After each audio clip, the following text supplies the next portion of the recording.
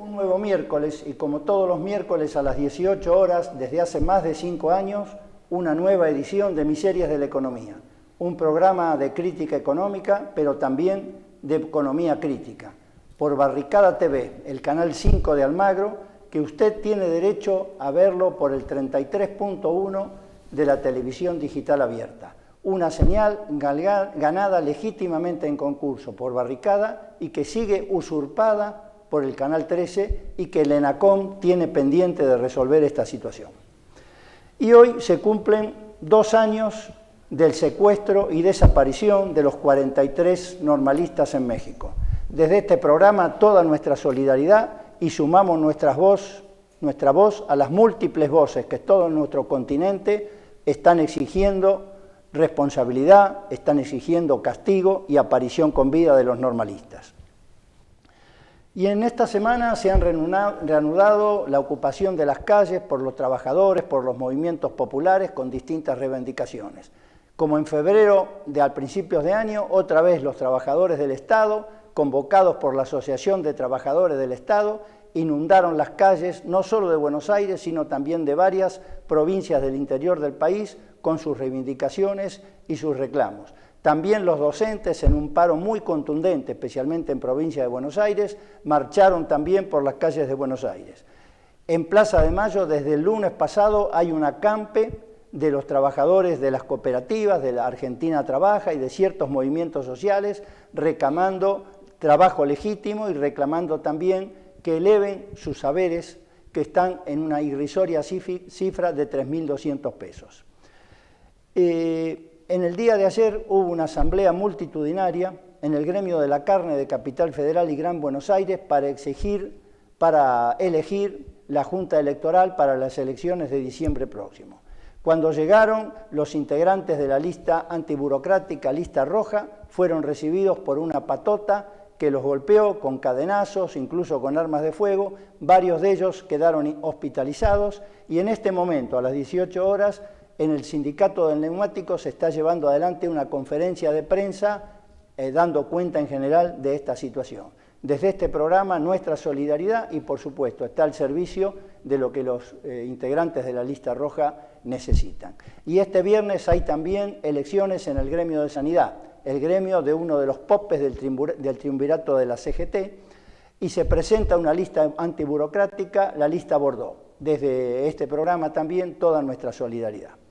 Y bueno, este programa es el tercer programa y con esto cerramos un ciclo que hemos denominado Clase Obrera, Estado de Situación. En los 2 programas anteriores hemos tratado la unidad de la CGT, si es una CGT fuerte, una CGT débil, si hay una diferenciación entre la situación de las bases y el comportamiento, la pasividad que muestra la CGT.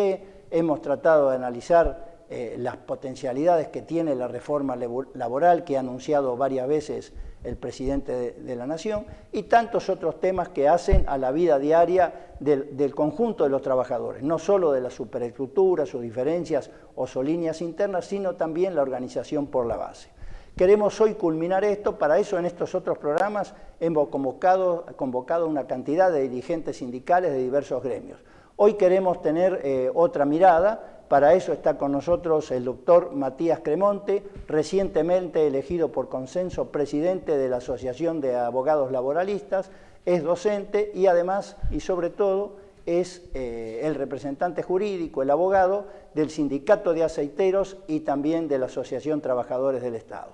Está con nosotros también Daniel Jiménez, sociólogo, docente universitario e integrante del taller de estudios laborales, con el cual ha desarrollado una intensa actividad de formación, de distintas campañas de unidad de acción de los trabajadores, con los sindicatos de Argentina, de Uruguay y, si no me equivoco, creo que también de Brasil.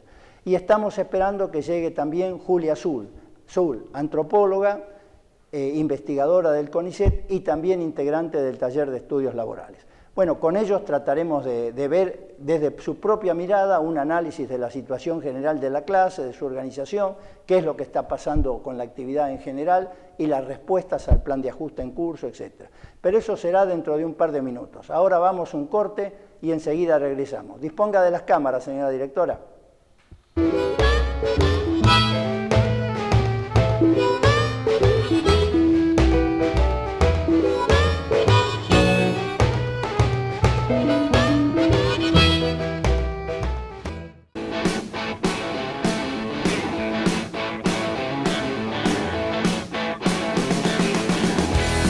Recibí un golpe duro del que me cuesta reaccionar. Para mí, trabajar en una cooperativa creo que es lo mejor que hay, y porque ya sabemos lo que son los patrones. Mi nombre es Raúl, yo hace ya 35 años que yo trabajo en INPA. Acá por lo menos se puede discutir en la asamblea todos los problemas. En cambio con el patrón no puede discutir nada. El patrón dice no va más y no va más. Esa es la diferencia. Pues yo trabajo acá en INPA de 1980. Pasé muchas cosas con INPA. ¿Qué siento? Una gran satisfacción porque... y una alegría tremenda, ¿no? Porque acá cuando yo entré éramos 586 personas y ahora somos 70, 80, no sé cuántos somos, pero estamos en base de sacrificio, estamos trabajando y luchando por sobrellevar toda la situación. Luego de un breve mareo, otra vez listo a pelear.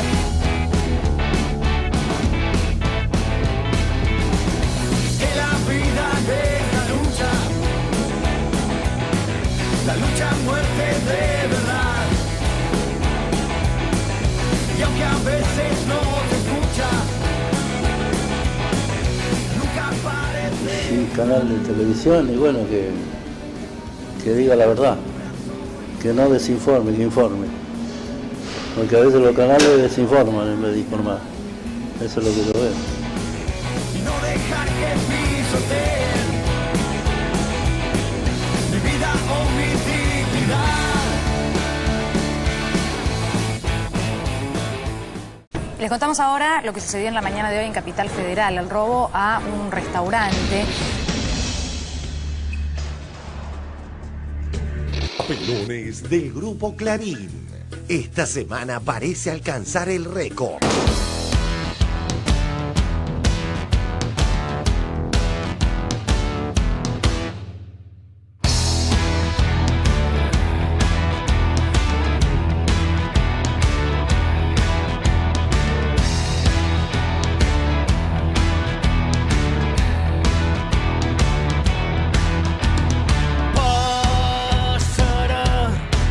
Pasará si lo dejas pasar. No digas que te vas a olvidar. Pueden salir adelante con discursos de un salvador. No pasará, no pasará, no pasará otra vez.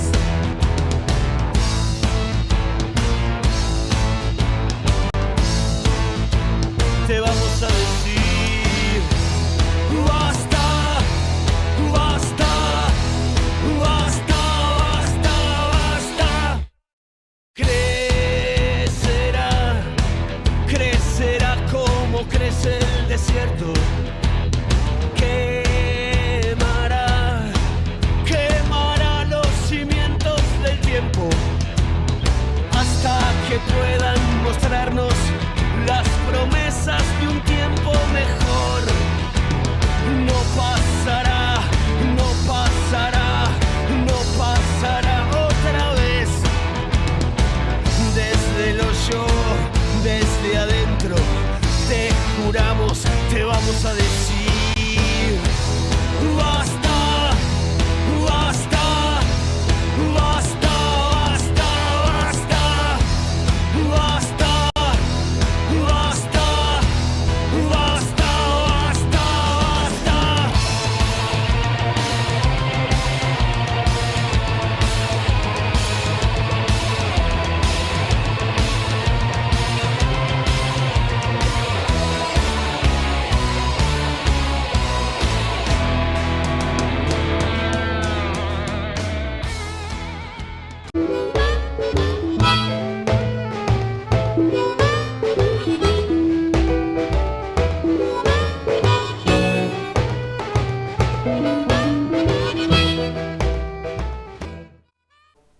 Bueno, estamos nuevamente en el aire. Matías Cremontes, Daniel Jiménez, Julia Azul, muchas gracias por acercarse hasta el piso, dedicarnos parte del tiempo. Bueno, y ya escucharon un poco la introducción, lo que nos queremos plantear y profundizar un poco, pero podemos empezar por lo inmediato. Hace poco un analista de estos que están también en la televisión dijo: este gobierno recibió una papa caliente y la puso al horno. Se refería así muy dramáticamente a que todos los indicadores sociales han decrecido en estos primeros 7, 8 meses del año. Esta semana el INDEC dio a conocer la caída de la actividad en el segundo trimestre, que fue del 4.9%, mucho más de lo que se suponía. Hay una caída del 1.7% y hay deterioro de los salarios reales entre un 10-12%. Es muy probable que las jubilaciones y pensiones crezcan un poco más.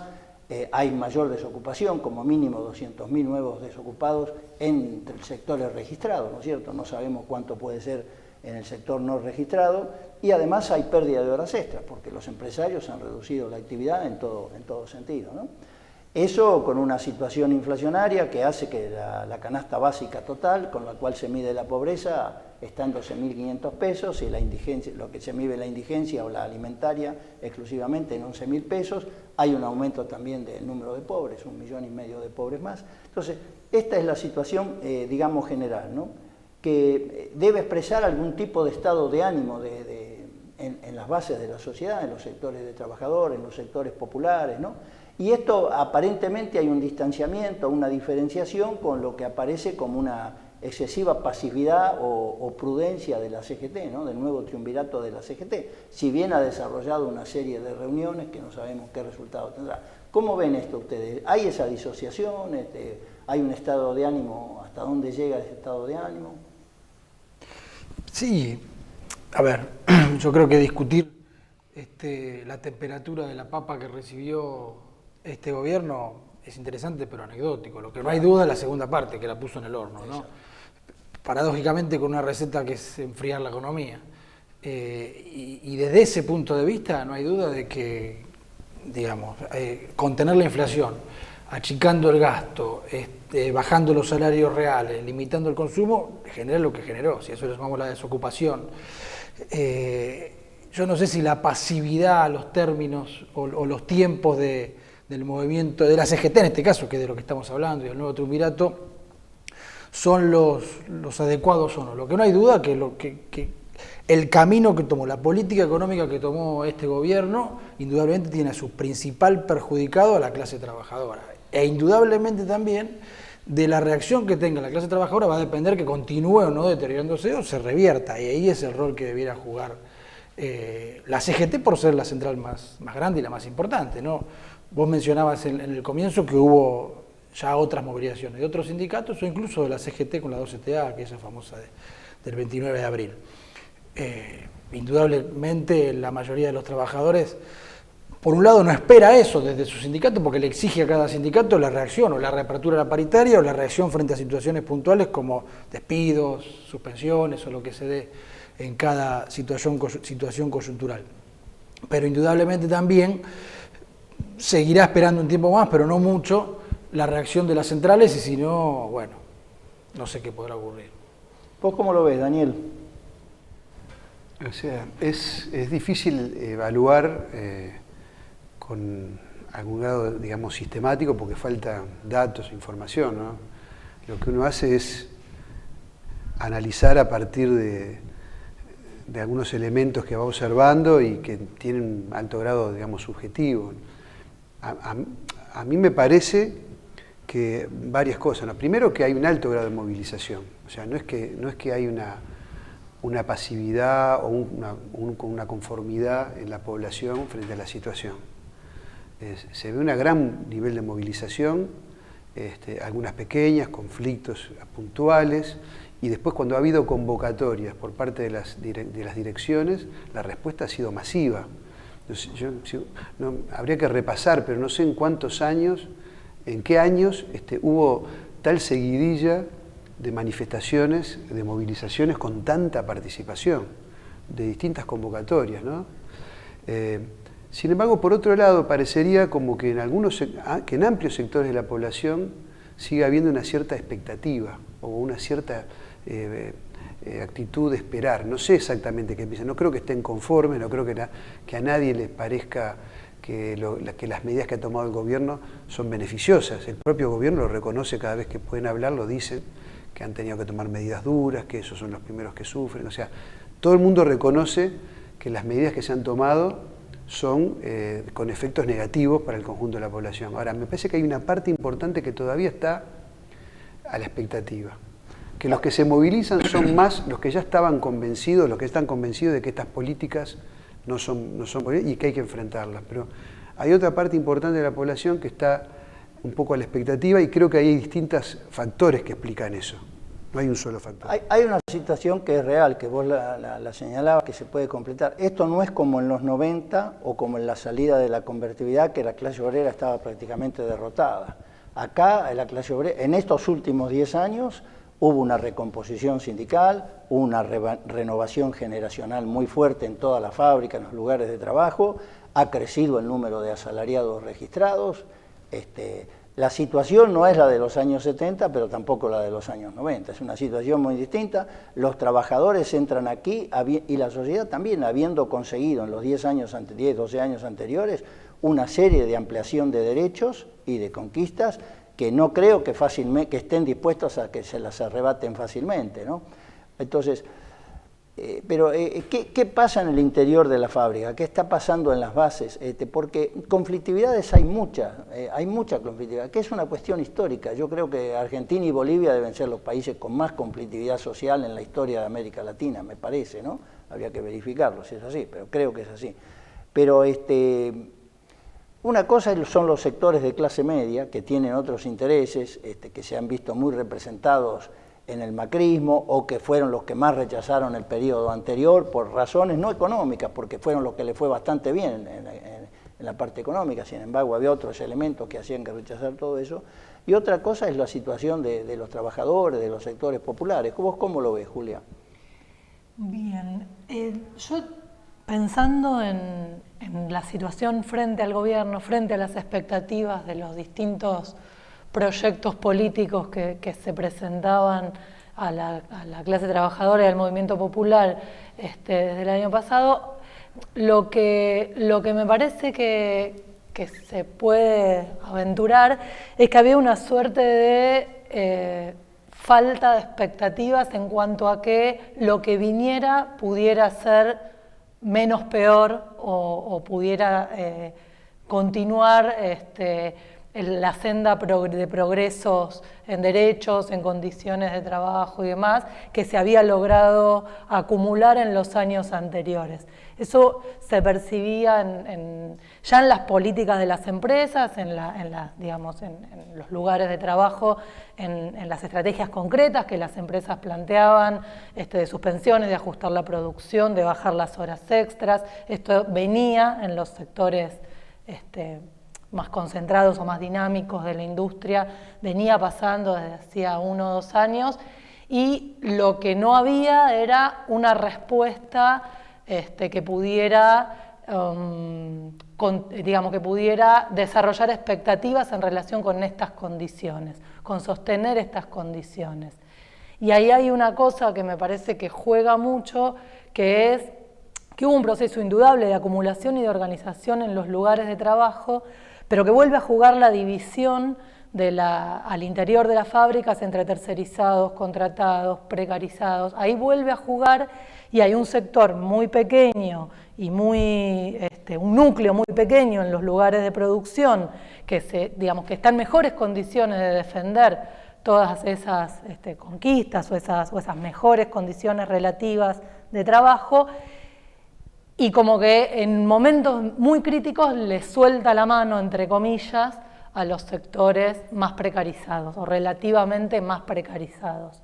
Y me parece que sobre esta doble fragmentación, que es, segmentación adentro de los lugares de trabajo, pero que también se expresa en los conflictos y en cómo se desarrollan los conflictos, me parece que sobre eso hay una cuña que puede explicar por qué hay un sector menos dispuesto a movilizarse y un sector que está como más Claro, ahora, propenso a la movilización. Esta fragmentación viene fuerte desde los 90, ¿no? Público-privado, contratado permanente, dentro de los contratados a tiempo parcial, a tiempo completo, y podemos seguir evolucionando incluso al interior de cada gremio los diferenciales salariales, porque se va imponiendo el convenio colectivo mínimo y después cada empresa avanza con su negociación, con lo cual se avanza en la fragmentación. Pero en los últimos años se ha incluido otra nueva fragmentación, que es la famosa grieta política al interior del movimiento de los trabajadores. Se vio ayer, por ejemplo, ¿no? En la movilización de ATE.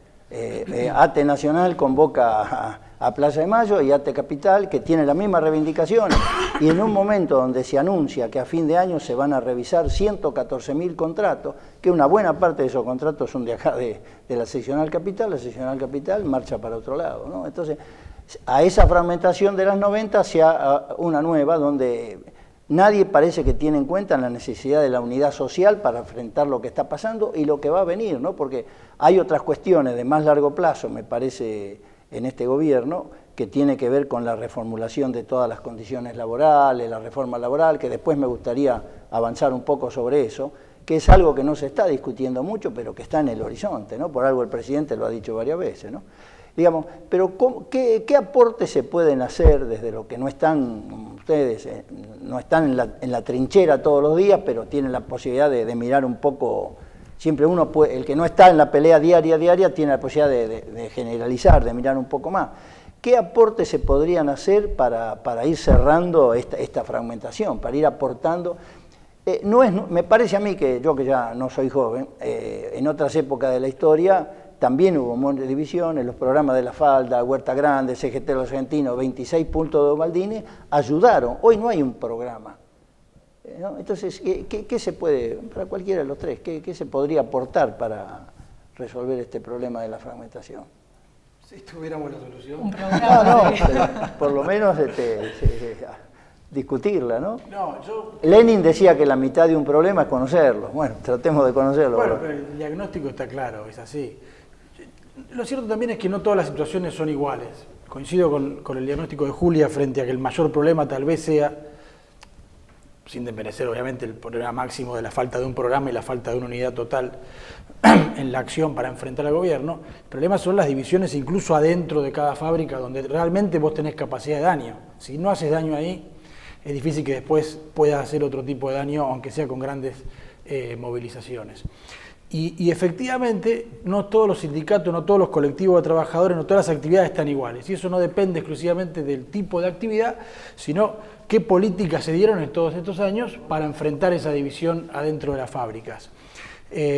Concretamente, yo creo que el gran salto que vos mencionabas recién, Eduardo, es que efectivamente son 10, 12 años donde por lo menos los trabajadores, a diferencia de la década anterior, se dieron cuenta que se podía pelear y ganar. Eso fue un gran salto, organizarse, pelear y ganar, ¿no? Ya no era el salario que te dan, ya no es todo que viene de arriba y no hacer nada. Hubo una política, una posibilidad de enfrentar y de obtener determinados beneficios. Eso hace que sea bastante difícil, tal vez sea una aspiración, pero es la base para analizar la situación, que se pueda retroceder en la medida que ya hay un ejercicio muy largo de haber peleado y haber conseguido. El desafío más grande justamente es ese, es tratar de que adentro de las fábricas se pelee por un solo convenio colectivo, se pelee contra la tercerización, se pelee contra la subcontratación. Digamos, ese es el mayor desafío. Y a partir de ahí sí ir buscando unidades políticas por ahí de mayor envergadura, pero la clave creo que está ahí. Bueno, tenemos que ir a un corte porque empezamos con un poco de retraso, así que bueno, disponga de las cámaras, señora directora.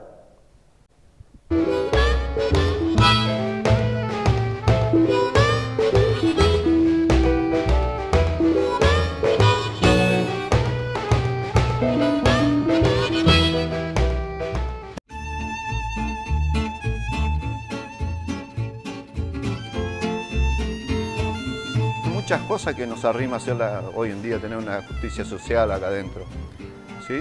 Por ejemplo, acá la de Sisaco ni agua potable nos da, hoy la tenemos nosotros, la compramos. Muchas cosas, la ropa, por ejemplo, tenemos la ropa de primera, botines, que la compramos nosotros con nuestro trabajo. Entonces hemos conseguido muchísimas cosas con una fábrica antes privada que facturaba 17 millones de dólares por año, a veces nosotros teníamos que hacer paro para que nos den la ropa. Así que cambió muchísimas esas cosas y la manera de trabajar.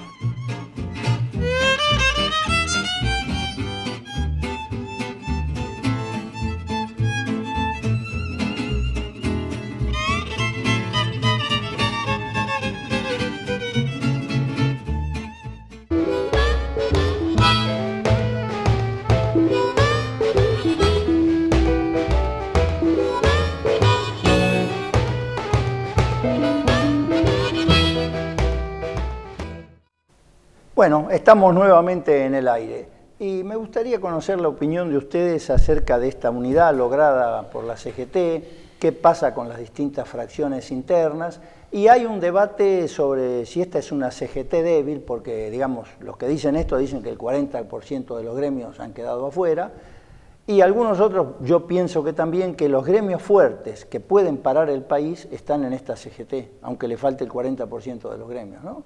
Digamos, camioneros puede parar distintas actividades, desde el clearing bancario, la recolección de basura, el transporte de mercancías, etcétera.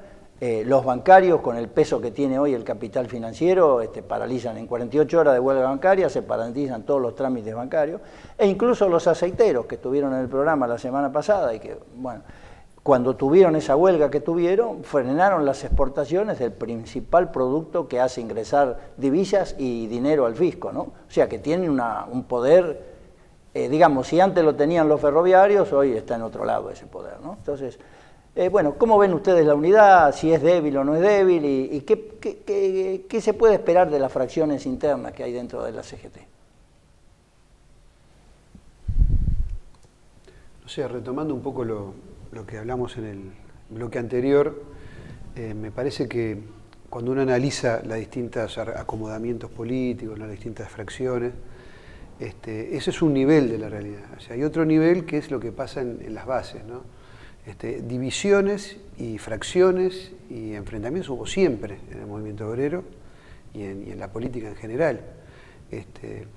Y creo que el elemento que un poco pone eso en un segundo plano y tiende a que las divisiones se relativicen y a establecer condiciones para formas de unidad, es la irrupción, ¿no?, de las masas, de los trabajadores en esos procesos. Si pensamos en el periodo previo al Cordobazo, por ejemplo, ahí había dos CGT muy enfrentadas, la CGT de los argentinos y la otra CGT, creo que se llamaba Sopardo en esa época también, que tenían enfrentamientos diferencias muy grandes, y podían haber seguido así hasta que se produjo un proceso de irrupción popular y de manifestaciones de levantamientos en ciudad, del Rosariazo, y la intervención de los trabajadores fabriles, masivas, que hacen que cambie totalmente la realidad. Pienso que ese es el dato que está faltando hoy, ¿no?, que fue la primera pregunta que vos hacías, y es qué está pasando en la gente de base, en los trabajadores, especialmente los trabajadores en blanco, ¿no?, que son los que están más expectantes, parecería, en este momento. Si es una CGT débil o fuerte, creo que hay elementos para decir que es fuerte, pero si esta CGT, así como está, se pusiera de acuerdo y llamara un paro, seguramente sería un paro de una masividad como nunca se ha visto. La debilidad creo que pasa por el lado de que justamente cuesta ponerse de acuerdo, ¿no? Y ahí hay que entrar, creo que, a analizar por qué esa dificultad para ponerse de acuerdo en tener una política más activa. ¿Vos cómo lo ves, Matías? Sí, yo coincido, digamos, en el sentido de que la fuerza o no de la CGT va a estar demostrada en los hechos, digamos, ¿no? Podemos discutir cuál es más fuerte ahora de las distintas fracciones del movimiento obrero, pero si ninguna da la lucha es difícil constatarlo, y además es difícil, no tiene sentido analizarlo porque la respuesta tiene que estar por ahí, pero también coincido con que lo importante es el grado de respuesta que puedan dar las bases en general. Yo simplemente un dato puedo agregar, más allá de que coincido con que lo importante es que hay ciertos sectores de la actividad económica que si paran realmente mueven el amperímetro, por así decirlo, y sectores que si paran por ahí no es tan importante, que por supuesto eso no significa que no se necesita de que paren todos. Creo que cuando se vaya tomando conciencia de la magnitud de la intención, por lo menos del avance, frente a los derechos de los trabajadores, frente a las conquistas en general de los trabajadores, va a haber respuestas. Y un ejemplo muy concreto. Acabamos de firmar desde la Asociación de Abogados Laboralistas un acuerdo, una convocatoria a un encuentro multisectorial del que participaron la Unión de Empleados de la Justicia de la Nación, es decir, un sindicato de la CGT, cuyo secretario general es miembro del secretariado de la CGT, y la Federación Judicial Argentina, que pertenece a la CTA Autónoma. Dos, digamos, entidades sindicales que no tienen demasiado que ver entre sí y representan al mismo sector colectivo de trabajadores. Ambas asumieron la responsabilidad de que es el momento de ponerse de acuerdo para defender, en ese caso, la justicia del trabajo, los avances contra la justicia del trabajo y los derechos de los trabajadores. O sea que eso marca un camino de posibilidades de alguna manera, ¿no? Creo que cuando se ve que hay un avance concreto que te puede hacer retroceder, no hay duda en la necesidad, si hay buenas intenciones, ¿no? Si uno está del otro lado ya es difícil, pero en este caso, dos sindicatos que pertenecen a centrales distintas no dudaron en firmar la convocatoria con la Asociación de Abogados Laboralistas, que es una asociación también que tiene su perfil, y convocando un espacio multisectorial, justamente cuyo primer aspecto de la convocatoria es que sea pluralista, que sea sin sectarismos y que tenga el sentido de poder enfrentar los avances contra los derechos de los trabajadores. Mañana se va a producir la esperada reunión entre el triunvirato de la CGT y el ministro Pratgay, ¿no? Aparentemente los reclamos de la CGT van a ser un bono para fin de año para compensar la pérdida salarial, un aumento especial a jubilados y pensionados, creo que algo para los planes sociales, exhibición del aguinaldo, del impuesto a las ganancias, etc. ¿Eso alcanzará para resolver una situación, tirar la situación más adelante? ¿El gobierno está dispuesto a dar todo esto o dará parcialmente y a cambio de qué? ¿No? ¿Qué te parece, Juli? Adelante. No, nada, una cosa muy cortita. En realidad es el programa del gobierno, porque eximió los aguinaldos en los medios aguinaldos a fin de año, ahora a mitad de año y ahora.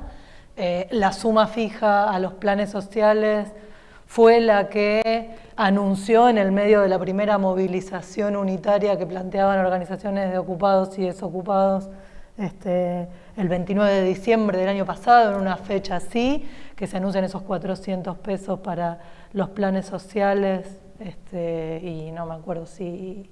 y las asignaciones familiares, no me acuerdo, son cuestiones mínimas y digamos muy pegadas al tipo de medidas que está dispuesto a sostener el gobierno. No hay una perspectiva, en todo caso, o un planteo que abarque el conjunto de las reivindicaciones de los trabajadores. Yo creo que es cierto lo que vos decís, pero era un momento del gobierno donde el gobierno tenía mucha expectativa en la reducción de los subsidios a la energía, ¿no? Esto le ha fracasado olímpicamente, aunque han aumentado. Y acá está el problema del déficit. Este año va a cerrar con un déficit superior al que dejó el kirchnerismo. No es poca cosa eso para un programa de libertad de mercado, neoliberal, etcétera, etcétera. De alguna manera es lo que le han exigido en estas cónclaves de empresarios que ha convocado el mini Davos y la reunión que tuvo en Wall Street organizada por el New York Times, por el Times Square, etcétera.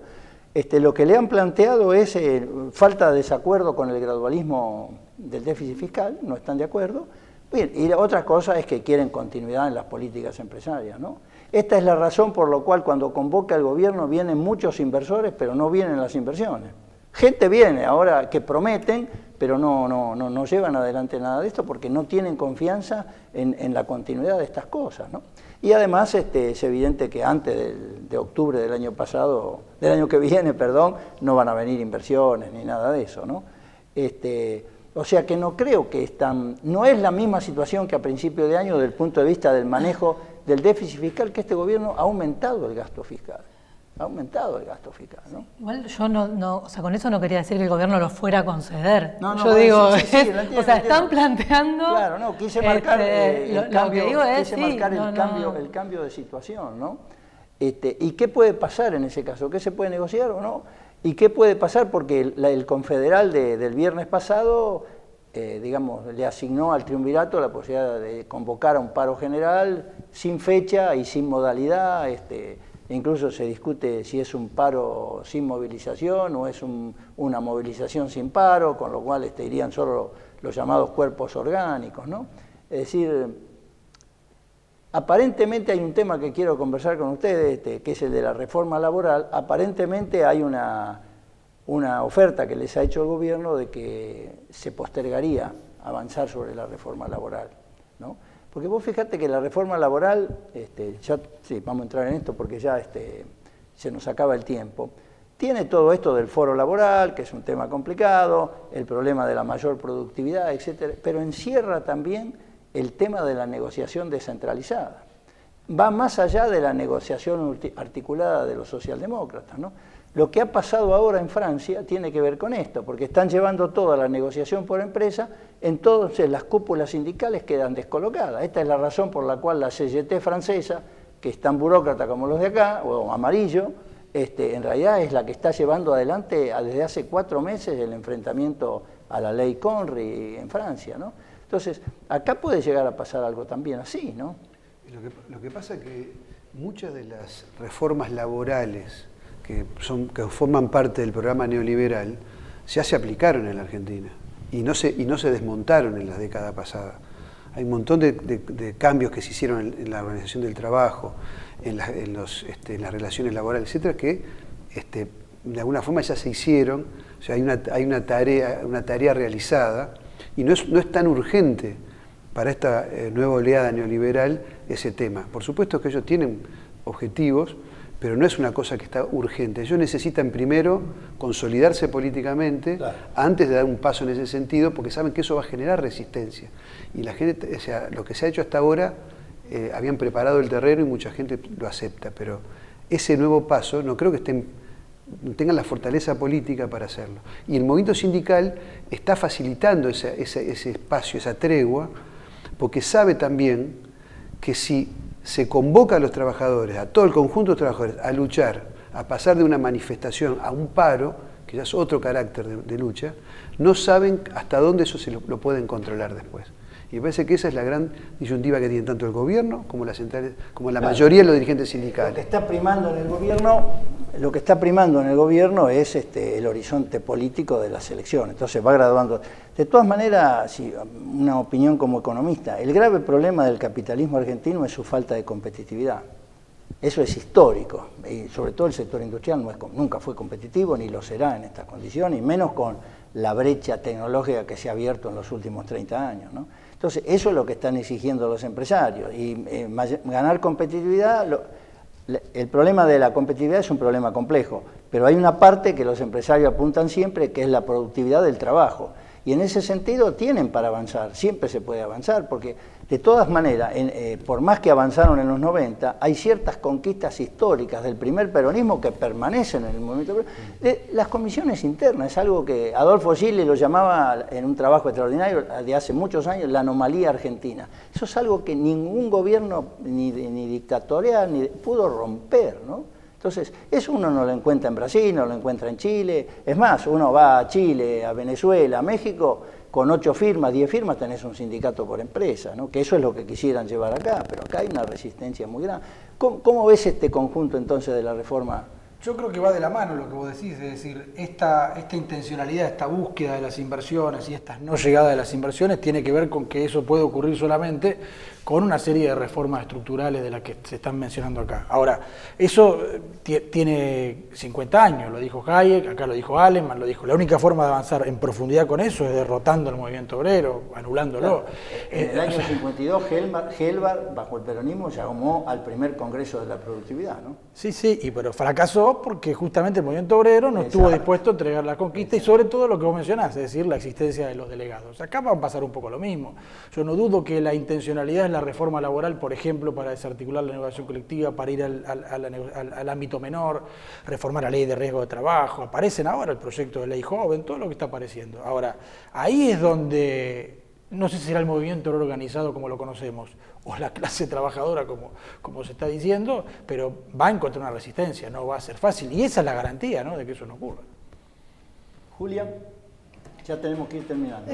Bueno, brevemente, sí, no dudo de las intenciones antiobreras, reaccionarias y conservadoras del programa de gobierno del gobierno actual. También creo que hay un núcleo de resistencia fuerte que hace, va a haber un núcleo de resistencia fuerte a esta reforma que hace a las mismas condiciones de poder de las actuales conducciones, porque nosotros por ahí tendemos a verlo muy disociado, la acción de las conducciones sindicales y lo que pasa en las fábricas, lo que pasa en los lugares de trabajo, pero también ahí hay redes de poder, digamos, que sostienen a esas conducciones en términos de su propia capacidad de movilización y su propia capacidad de poner sobre la mesa de negociación esta amenaza de paro o de movilización como una carta que valga. Entonces me parece que ahí hay como toda una discusión sobre cómo articular esa reforma negociadamente de manera que no sea corrosiva para el propio poder de las conducciones sindicales. Daniel, para ir cerrando. No sé, creo que estamos en un año de mucho reacomodamiento y en gran medida se explica porque esta, como decías vos, esta nueva oleada liberal no nos encuentra igual que en los 90 o en la dictadura, ¿no?, que fueron las dos oleadas anteriores. Y en ese sentido, creo que hay una de las grandes diferencias es que esta es una etapa muy política. O sea, no estamos en una etapa de resistencia, no estamos en una etapa donde estamos defendiendo las cosas más básicas, sino que lo que está en discusión es un poco los modelos y las salidas políticas. Y eso es lo que hace que todos especulen más, midan más y no haya una reacción así tan obvia como decir, bueno, unámonos y frenemos estas cosas. Porque hay otras cosas que están en juego en las que están todos pensando. Bueno, tanto como para ir cerrando y como síntesis, podríamos decir que hay una suerte de disociación entre lo que está pasando en las bases del movimiento obrero, los sectores populares, y la actividad más gradual de las conducciones.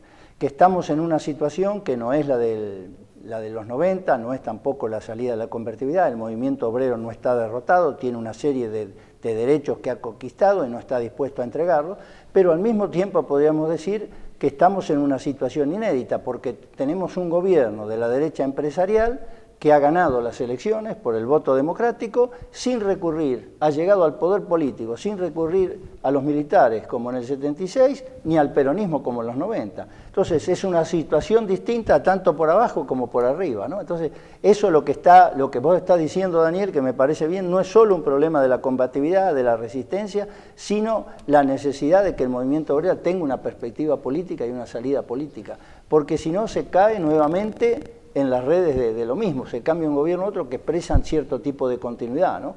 Digamos, para graficar esto, en el nuevo Davos, en el Davosito, en el mini Davos, cuando los empresarios exigían continuidad, Monzó, que es el representante en la Cámara de Diputados del macrismo, dijo, mire, tengan confianza, porque aun cuando el presidente Macri no fuera reelecto, el próximo presidente va a ser Larreta, va a ser Vidal, va a ser Massa o va a ser Urtubey. La continuidad está garantizada, ¿no? Entonces, la necesidad de incorporar a las luchas cotidianas una perspectiva política que también creo podría ayudar a resolver la fragmentación, tiene que entrar en el debate del movimiento obrero, de los trabajadores y de todos nosotros en general. Bueno, y con esto vamos terminando. Matías Cremonte, presidente de la Asociación de Abogados Laboralistas, abogado de los sindicatos de aceiteros y estatales, Daniel Jiménez, sociólogo, docente universitario, integrante del TEL, Julia Azul, antropóloga, también integrante del TEL, investigadora del CONICET, muchas gracias por haber venido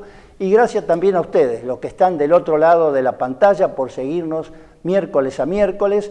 Esperamos que los debates que hemos tenido en estos últimos 3 programas les sirvan para sacar su propia evaluación de los acontecimientos y actuar según lo que le dicte cada uno, la conciencia de cada uno. Y nosotros nos despedimos dentro de 7 días, pero recuerde usted que hoy a las 19 horas está el Noticiero Popular con la conducción de Luciana Lávila. Y entonces nos volvemos a encontrar acá en Barricada TV, el canal 5 de Almagro, que usted también tiene derecho a verlo por el 33.1 de la televisión digital abierta. Una señal ganada legítimamente en concurso por Barricada TV y hoy usurpada por el Canal 13. Gracias nuevamente y nos vemos dentro de 7 días.